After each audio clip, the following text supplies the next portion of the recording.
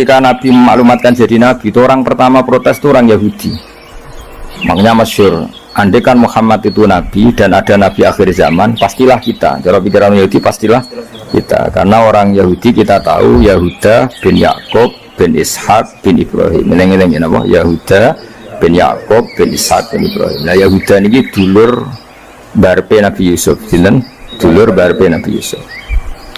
Sehingga secara nasab itu terus dimasalahkan Nabi. Nah karena Nabi itu dimasalahkan, delalah kersane pangeran, mbah-mbah Nabi itu punya tradisi yang menunjukkan bahwa beliau itu tidak pernah bohong. Misalnya yang paling dekat kita tahu adalah Muhammad bin Abdullah bin Abdul Muthalib. Abdul Muthalib ini orang yang suka tawaf di Ka'bah, suka tawaf di Ka'bah. Kemudian ada pintu di Mekah namanya Babu Syaibah, Babu Syaibah atau Babu Bani Syaibah. Terus sampai tok wau Ilyas. Ilyas itu wahwa awaluman ahdal budna ilar rihabil haramiyah. Ada tradisi memberi hadiah ke Ka'bah. Singkat cerita, Imam Barjanji ini termasuk Sayyid Al-Husaini. Imam Barjanji ini namanya Ja'far bin Hasan Al-Barjanji ini. Beliau berpendapat atau memaklumatkan ulang bahwa Muhammad jadi Nabi ku wajar. Mergo hakikate Muhammad adalah turunan Nabi Ibrahim alaihissalam. Berarti sama dengan klaim mereka kalau mereka mintoriki Ishak, ya Nabi-Nabi Nabi Yusuf kan mintoriki Ishak. Berarti kan Yusuf bin Yakub bin Ishak bin Ibrahim. Dan kita tahu secara mujma'alah Ishak ini punya saudara lebih tua namanya siapa? Ismail. Nah Kanjeng Nabi ini zuriyahnya sinten? Ismail. Lalu itu butuh data empirik, data bahwa Ibrahim itu pernah di Mekah. Kalau betul orang Mekah itu turunan sinten? Ibrahim, maka butuh bukti empirik. Bicara saniki artefak nopo-nopo bukti-bukti yang pernah menunjukkan Ibrahim di Mekah. Ini terus dijawab pangeran ketika orang Yahudi meragukan status nasabnya sinten? Nabi Muhammad. Terus pangeran rangno fihi ayatum bayinatum maqamu Ibrahim, bahwa Ibrahim benar-benar pernah di Mekah. Di situ ada batu yang pernah diinjak Nabi Ibrahim. Jadi makom itu bukan kuburan, tapi apa? Sesuatu yang pernah didomisali, ya, atau pernah diinjak. Jadi malah itu darani makom Ibrahim itu batu yang diinjak Nabi Ibrahim ketika bangun apa? Ka'bah. Ya karena mukjizat terus bekas. Dan bekas itu mulai dulu orang yakin dan pasti itu sisa atau bekas kakinya Nabi Ibrahim. Lana Ibrahim nate urip teng Mekah karena sampai bangun Ka'bah. Apalagi dulu bangunnya pasti lama. Berarti mungkin sekali Ibrahim meninggalkan zuriyahnya di Mekah. Makanya Quran terus cerita bahwa Ibrahim niku ngendikan ketika mau meninggalkan Mekah, ini askantu min dzurriyyati biwadin ghairi dzar'in inda baitikal muharram. Terus ada kepastian, makanya Quran ayat-ayat itu masih menjawab keraguan orang Yahudi bahwa Muhammad kenapa jadi nabi, dia itu anaknya siapa, turunannya siapa. Padahal di Taurat dan Injil jelas aturan nabi itu zurriyatam ba'duha min ba'd. Tidak boleh nabi turunannya Parlan itu tidak boleh, turunannya Karmen itu tidak boleh, ribet. Apa? Ribet. Nabi itu harus turunan Nabi. Bukan karena Allah itu asobia, ndak. Masyarakat itu lebih ikhlas. Misalnya Nabi, turunannya Nabi, bayi Nabi hormat kan enak. Bapaknya soleh, bayi soleh, buyute soleh. Misalnya Nabi sebagai Karmen katokan cekak kan juga bingung. Orang dihormati bapaknya Nabi, dihormati katokan cekak main gapling, kan bingung. Jadi aturannya harus itu. Nah kiai oleh kiai kan tidak maksum, derajatnya kan di bawah. Pemenang kiai maklar lah oleh, soalnya oleh. Ini masalah Nabi apa? Orang yang spesial. Itu harus bapaknya spesial, mbahnya spesial, duitnya spesial. Nah, sehingga aturan jadi nabi itu memang harus dzurriyatam ba'duhan. Kalau kiai boleh, pemenang maklar tambah boleh. Tapi kalau nabi tidak boleh. Nah, aturan-aturan itu ada di Taurat dan Injil. Makanya yang pertama di soal orang Yahudi, kalau Muhammad Nabi itu bapaknya siapa, mbahnya siapa. Dan Sayyid Barjanji ini, yang ngarang Barjanji itu kitab yang sangat ilmiah. Makanya kata Mbah Mun, meskipun ada simtud duror, orang itu nggak boleh meninggalkan Barjanji, karena kitab madaih yang mamlu'ah bil ilmi itu berjanji. Tapi yang isyek itu simtuduror ya. Tapi yang tua itu berjanji. Makanya alhamdulillah kita mbah piro kadar itu dibaca semua. Meskipun gak paham semua, soalnya diwaca kabeh. Karena kita yang bisa menjawab tuduhan orang Yahudi Nabi anak Esopo itu kita berjanji. Jadi tahu betul kalau masalah utama Nabi adalah anaknya siapa, mbahnya siapa. Makanya beliau ngendikan wa ba'du fa'aqulu wa Muhammad bin Abdillah. Logikanya gampang. Kalau orang modern saja tahu bapaknya siapa, mbahnya siapa, buyutnya siapa, itu artinya nggak ada yang fiktif. Ukuran sejarah fiktif ndak itu ditandai dengan satu kuburan, dua artefak. Itu nggak mungkin nama-nama itu fiktif. Buktinya apa? Di Ka'bah mulai dulu zaman Quraisy ada Babu Bani Saibah, Babu Bani, dan Abdul Muthalib namanya itu Saibah karena mulai kecil beruban. Jadi kata Saibah itu mulai kecil apa? Beruban. Karena perilakunya terpuji terus orang Mekah darah ini Saibatul Hamdi, apa? Saibatul Hamdi. Nah karena dia pernah melayani saudaranya Hashim namanya Muthalib. Ya kita tahu Muhammad bin Abdillah bin Abdul Muthalib bin Hashim. Nah Hashim ini punya saudara namanya Muthalib, apa? Nah Abdul Muthalib kecil itu pernah derek Muthalib pamannya ya. Abdul Muthalib kecil berarti Saibah ini apa? Pernah derek pamane sing bernama Muthalib. Muthalib wong gaya pasti takoki wong, "Iwa pam budakku." Nah, sehingga Saibah itu terus diceluk Abdul Muthalib. Ya rodok sial lah sini. Jadi pamane itu gaya kan ganteng. Saibah ini ganteng. Kalau jalan-jalan sama pamannya, jenenge sinten? Muthalib. Niku diaku budake. Iki sapa? Abdi budakku. Terus akhirnya jenenge Abdul Muthalib. Dadi wong Arab paham ya? Tapi namanya Syaibah, nama Syaibat, makanya wasmuhu Syaibatul Hamdi.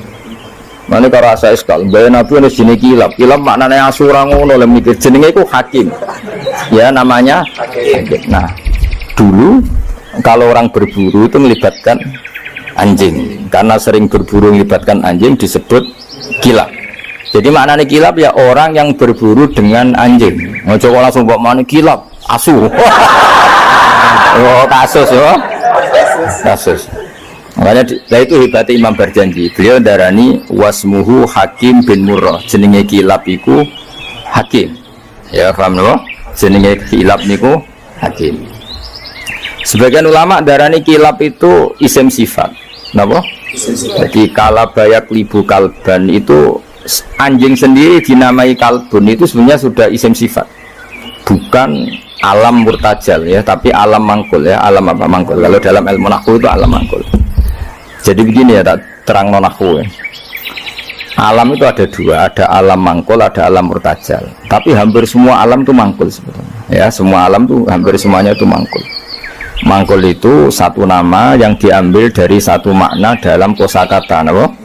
Dalam kosakata, misalnya Hamida, Yahmadu, Hamdan, apa? Hamida, Yahmidu, Hamdan atau Yahmadu, Hamdan. Hamdan maknanya pujian, apa? Kemudian Nabi karena orangnya sifatnya terpuji disebut Muhammad, orang yang dipuji. Sehingga nama ini potensi rubah-rubah. Di Taurat itu Nabi gak disebut Muhammad, disebut Ahmad. Di Injil juga disebut Ahmad. Itu tidak masalah karena Hamida Yahmadu ya. Saya ulang lagi Hamida Yahmadu. Berarti kalau ingsun Ahmadu, saya muji. Karena Nabi itu orang yang sering muji Allah, menamakan dirinya Ana Ahmadu. Saya ini pemuja Allah.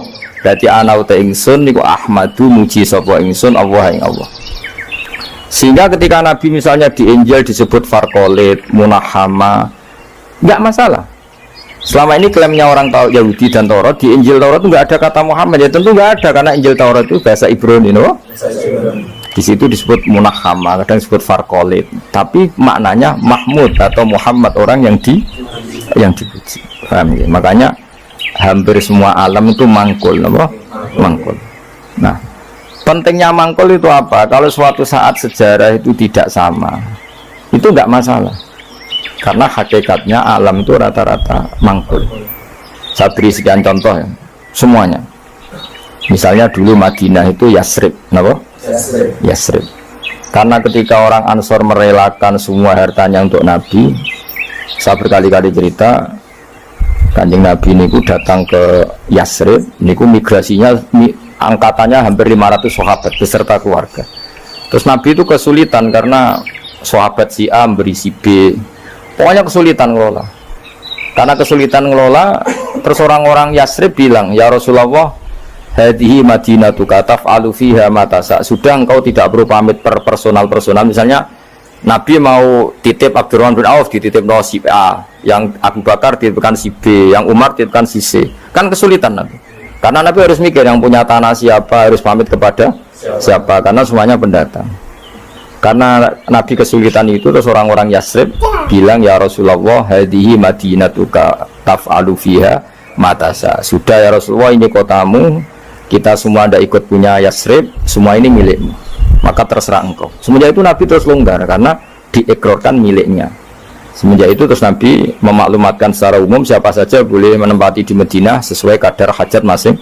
Nah, semenjak itu diarani Madinatu Rasulullah Shallallahu Alaihi Wasallam. Jadi hampir semua kota itu pasti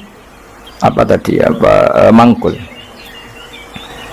Sehingga ketika kitab Taurat, Injil menamakan itu enggak persis, itu enggak masalah.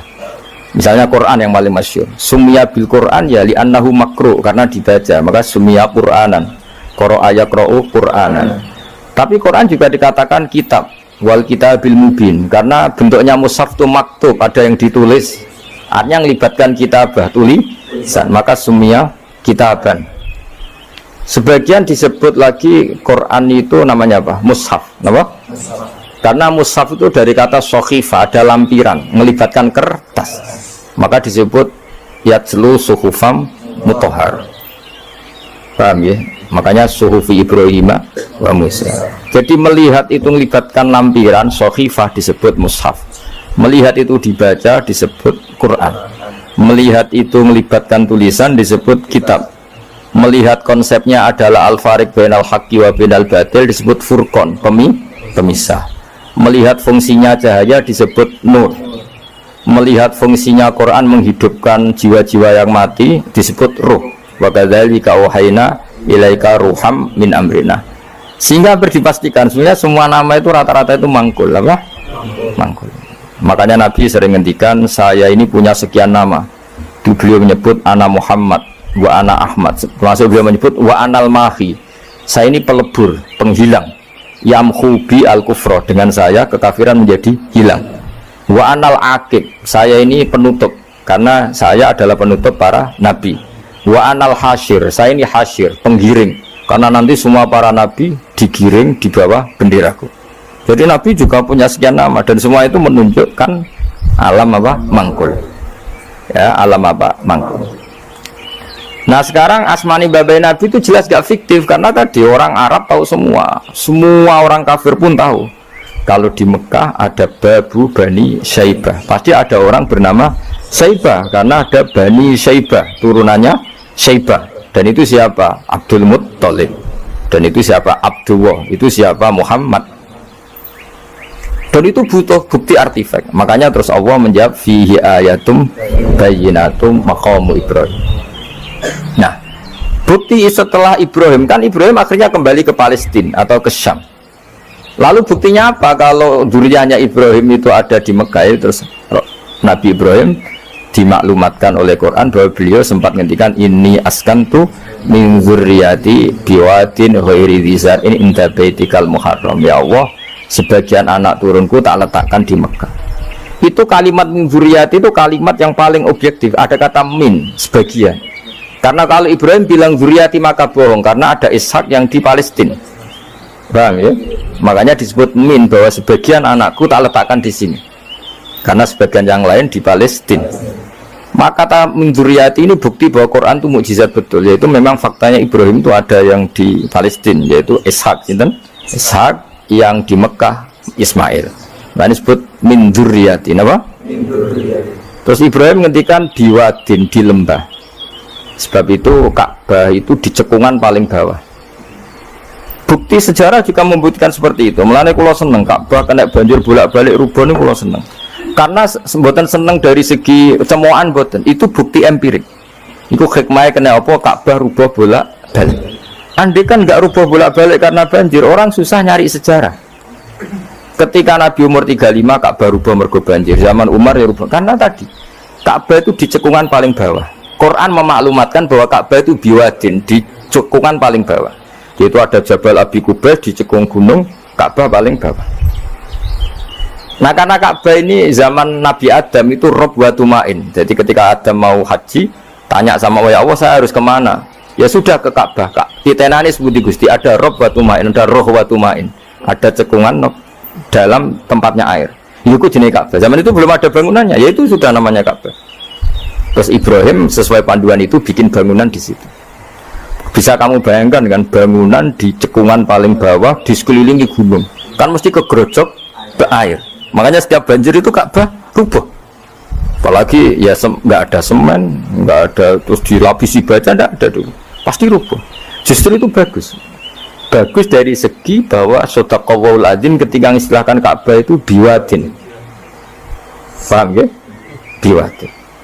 Sehingga sekarang alhamdulillah pemerintahan Wahabi meskipun gitu sampai sekarang Ka'bah itu dari Masjid Haram tetap ke bawah. Ya enggak ya mesti apa? Ke bawah, tetap di cekungan. Sampai sekarang desainnya Ka'bah tetap ya kita di Masjid Haram masuk itu nanti kalau mau ke Ka'bah pasti turun ke bawah sampai sekarang. Wiling-wilingan statusnya Ka'bah itu biwadin ghairi dzar'in inda baitikal muharram. Nah ini penting. Sehingga orang-orang yang mengingkari nubuah pun percaya kalau Muhammad turunan Ibrahim karena semua data mengarah itu. Jadi Ka'bah kena banjir ana hikmah. Aja kok malah nggo ilmu jaduk jare omahe pangeran kok rubuh. Wah sing jaga sapa? Wong goblok. Jadi Allah kalau bikin sesuatu itu pasti hikmahnya besar. Baru era Umar terakhir gue kebijakan Jabal Abi Qubais itu dijebol supaya air tersalur keluar, tidak semuanya mengarah ke Ka'bah. Tapi itu bagus. Ijtihadnya Umar ya bagus. Tapi kenapa zaman Nabi ijtihad itu tidak ada? Memang nggak perlu ada zaman itu karena justru rubuhnya Ka'bah mergo banjir itu bukti benar-benar biwadin karena di cekungan paling bawah maka rawan kena banjir. Logika rasionalnya kenapa di situ ada Zam-Zam ya karena logikanya gampang secara umum meskipun Allah itu kuasa bikin mukjizat tapi tetap ada nilai rasionalitasnya. Nilai karena Ka'bah itu di cekungan terbawah maka mata air ya di situ. Paham ya? Makanya Zam-Zam ya dekat Ka'bah. Meskipun Allah bisa bikin air di puncak gunung tapi itu kan betul lucu maksudnya normali sumberan ning cekungan kan ora lucu. Banyu milih munggah kan ya lucu. Menjarani sulapan malah ribet kan. Jadi Allah itu meskipun kuasa melakukan apa saja tetap gak ada ajro alamat rodil adat atau alamut torodil adat. Sesuatu dibikin itu sesuai adat. Nah termasuk adat orang soleh itu turunannya orang soleh, turunan saleh. Makanya dzurriyatam ba'duha. Makanya jogeman, kalau suwun jogeman ninggal berjanji. Karena kitab berjanji itu yang paling madhu Nabi, muji Nabi min haitsul ilm. Sangat fanatik menjawab gugatan pada Nabi dari segi ilmiah.